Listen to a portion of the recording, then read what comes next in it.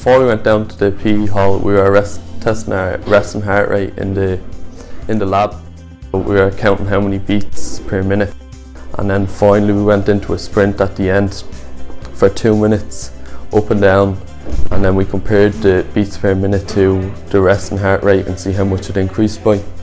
Well, biology is the study of all living things, so if a student were to choose biology as a Leaving Cert subject, what would they expect? Well, they're going to learn about all the different organisms and how they interact with one another.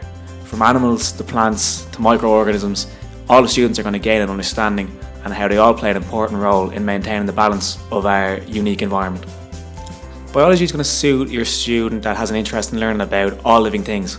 So students that might have an interest in nature will get a chance to learn about plants and animals and the many ways they're adapted over time to survive. Students that might have an interest in sport and exercise, they're going to understand the functioning of the human body, how our bodies respond to physical activity and movement. The subject is also going to contain a practical element involved with students performing a number of different mandatory experiments in the course.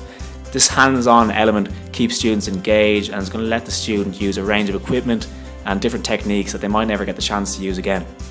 Studying biology as a student is going to open up loads of different gateways for future careers.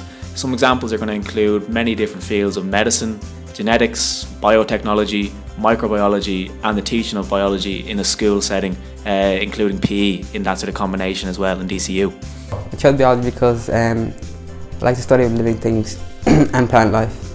I would totally recommend this subject to other students because if they share the same interests as I do, they will love biology.